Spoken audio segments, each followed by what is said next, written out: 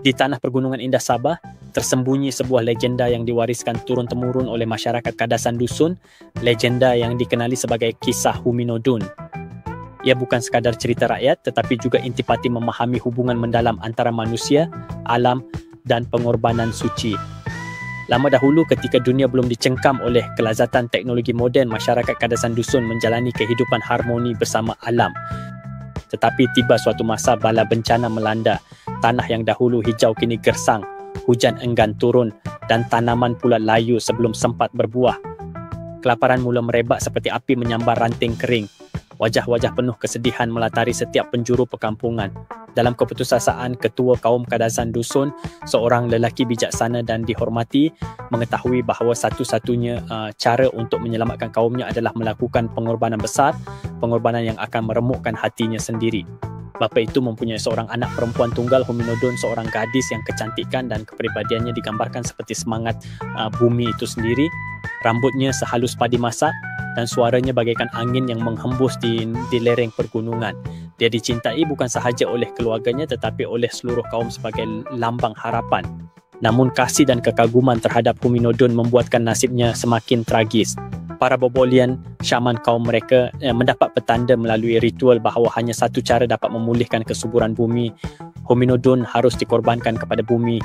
Darah mudanya yang suci akan membawa hidup baharu kepada tanah yang mati. Ketika berita itu disampaikan, langit seolah-olah menjadi lebih gelap. Sunyi merayap di udara. Tetapi Huminodun dengan hati yang besar tidak gentar dengan keputusan itu. Gadis itu memahami bahawa keselamatan kaumnya jauh lebih penting daripada kehidupannya sendiri. Jika perlu aku serahkan nyawaku untuk bersatu dengan bumi yang kita cintai, maka aku rela. Biarlah tubuhku menjadi benih yang menyuburkan kembali tanah ini. Huminodun mempersiapkan dirinya dengan penuh ketenangan. Dia mengenakan pakaian tradisionalnya yang indah, lengkap dengan taraap dan himpogot sebagai simbol kehormatan terakhir. Dalam ritual yang menyayat hati, dia berlutut di hadapan para bobolian dan keluarganya, sebuah simbol menyerahkan diri dengan ikhlas. Air mata mengalir di wajah setiap orang yang hadir, termasuk bapanya yang hanya mampu memandang anak perempuannya untuk kali terakhir dengan hati yang berat seperti gunung gegah. Ketika segalanya selesai, tubuh Huminodun ditanam di tengah ladang padi yang gersang.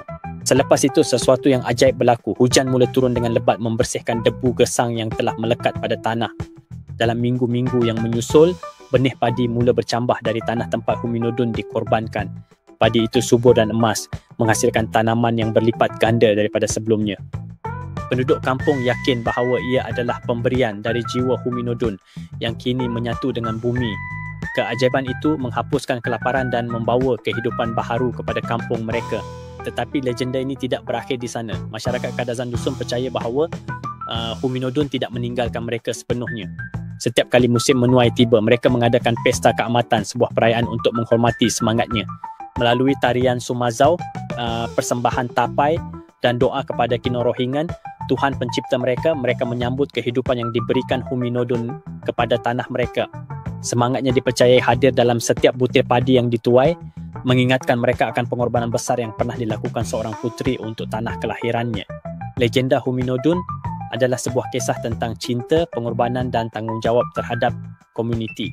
Ia adalah peringatan bahawa dalam hubungan manusia dan alam terdapat keseimbangan suci yang memerlukan penghormatan dan penjagaan. Meskipun Huminodun telah lama pergi, jiwanya hidup dalam setiap helaian angin yang menyentuh padi, dalam nyanyian burung dan dalam bisikan lembut tanah yang makmur. Dan demikianlah, di tengah Gunung Gadang Sabah yang megah, ingatan terhadap Huminodun kekal abadi. Tidak hanya sebagai sebuah cerita tetapi sebagai roh yang menyatukan manusia dengan alam. Sekiranya anda ingin kami membuat penyelidikan berkenaan apa-apa cerita misteri atau mitos, sila tuliskan di ruang komen di bawah. Jangan lupa untuk tekan butang subscribe, share dan komen. Terima kasih.